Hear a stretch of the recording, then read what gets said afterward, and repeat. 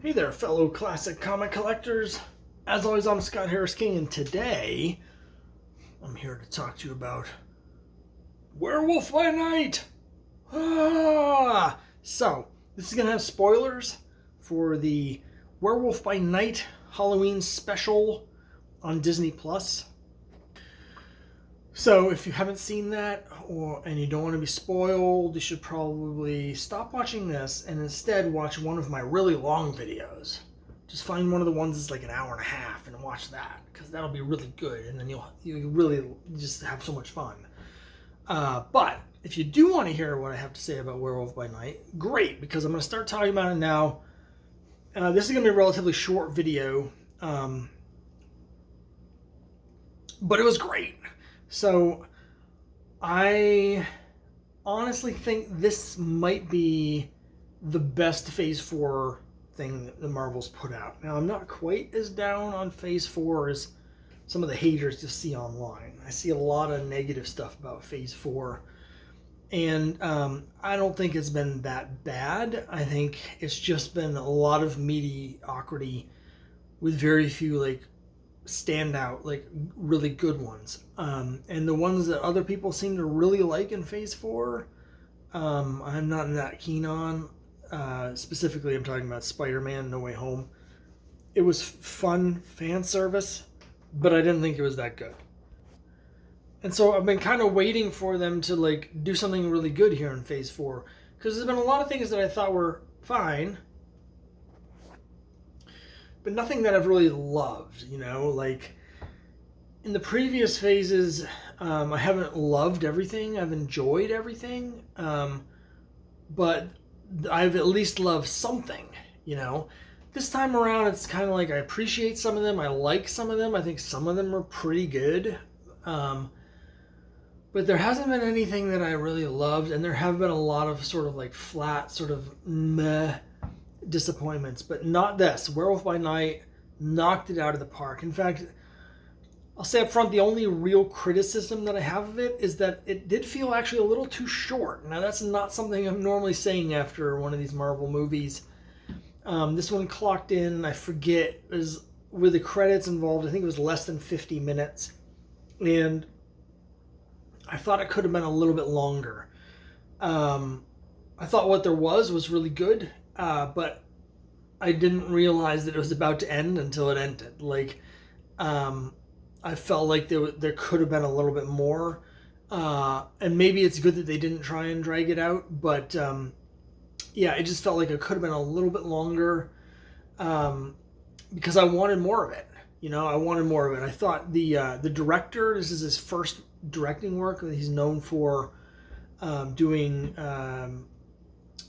the music for a lot of big movies, but this is his first directing job. I thought he killed it. The black and white was great. Cinematography was great. A lot of really terrific moody shots and stuff. It was fun and had humor without being the sort of jokey, over-the-top jokiness that has kind of undermined a lot of other Marvel things. As you know, I did enjoy Love and Thunder more than a lot of people, and I thought it was pretty good. But the big criticism that I and other people have of that movie really is that it's tonally jarring, because half of it is a straight up comedy and half of it is a deadly serious tragedy, and they didn't do a real good job of mixing those things. And a lot of Marvel movies, there's a lot of joking, a lot of quipping. It's sort of a lot of Spider-Man style quipping during action scenes, but from people that shouldn't necessarily be making jokes. And that kind of pulls you out of it, right? But they didn't have that here. There was humor that came out of the story and the situation and the way it was filmed, but the characters weren't joking their way through. It was also by far the most violent and bloodiest Marvel project to date.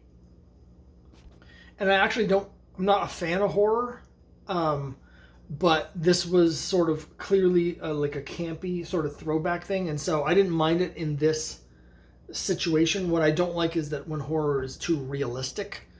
But for something like this, I thought it was great, you know. And again, the choice of black and white was great. I've read some interviews where they had to really try and convince Kevin Feige to let them do it in black and white. They filmed it in color, actually, and he kept pushing. And what I read is it wasn't until like the third round of edits that they finally convinced him to let them actually show it in black and white instead of in color.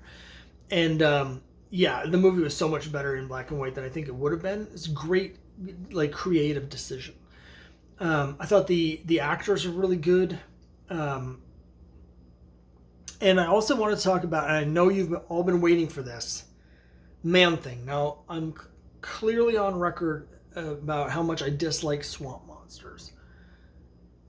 In particular, I dislike Man-Thing even more than Swamp Thing. And one of the big reasons is that in the comics, Man-Thing doesn't have any kind of cognitive abilities. He's like a mindless creature that shuffles around and reacts to things emotionally, but he can't think, he can't communicate because there's nothing there. He's just like a pile of muck.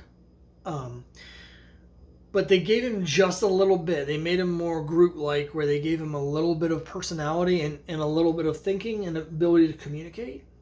And that did wonders for me, for the character. I mean, the relationship between Jack and Ted Sallis, the Man-Thing, was great.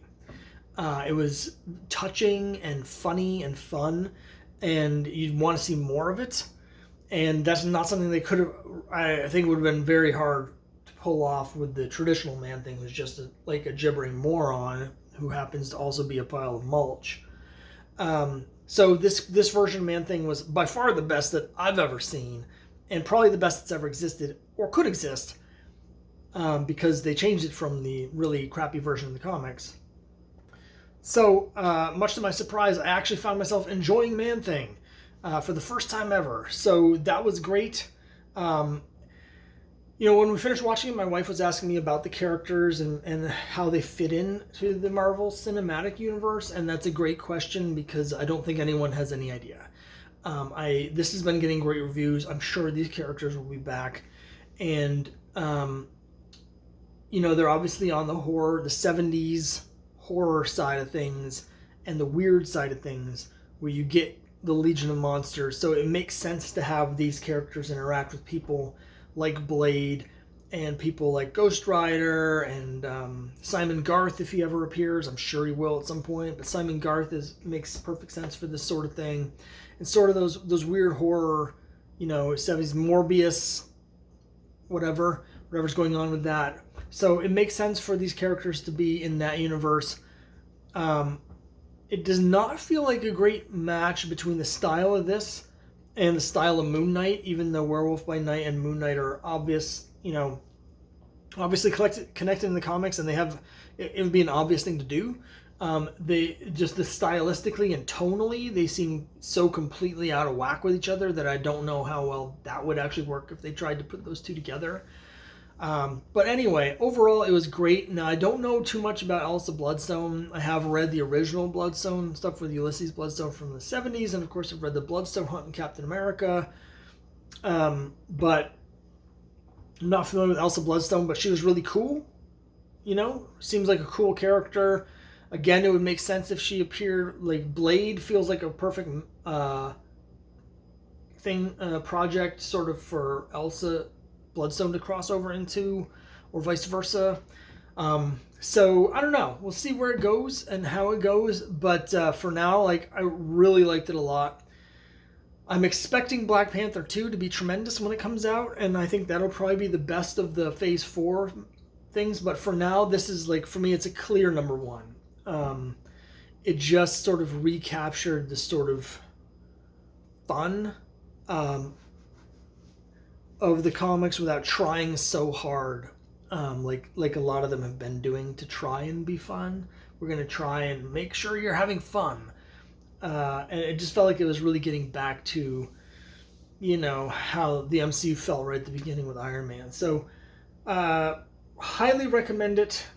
If you're a fan of Werewolf by Night, you're a fan of 70s stuff, if you're a fan of the Bronze Age, not just 70s Bronze Age comics, but if you're a fan of 70s like horror movies. This is done it's filmed in the style of a 40s horror movie, but like it's got that sort of pulpy, campy sort of feel from the 60s and 70s. So like I think you'll like it if you like any of that stuff. Yeah, really good. So let me know what you think down below, and I'll see you next time.